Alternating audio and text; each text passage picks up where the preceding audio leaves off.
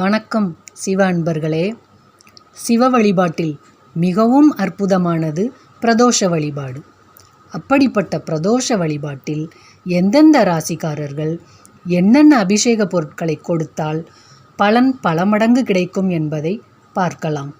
மேஷம் பன்னீர் சந்தனம், ரிஷபம் பசும்பால் நெய், மிதுனம் கரும்புச்சாறு, கடகம் சந்தனம், சிம்மம் மஞ்சள், கன்னி சாம்பிராணி ஊதுபத்தி, துலாம் பசும்பால் தயிர், விருச்சிகம் வில்வம், தனுசு மஞ்சள் நிற பூக்கள் வில்வம், மகரம் நல்லெண்ணெய் நெய், கும்பம் காப்பரிசி, மீனம் பசும்பால் தயிர் நெய்.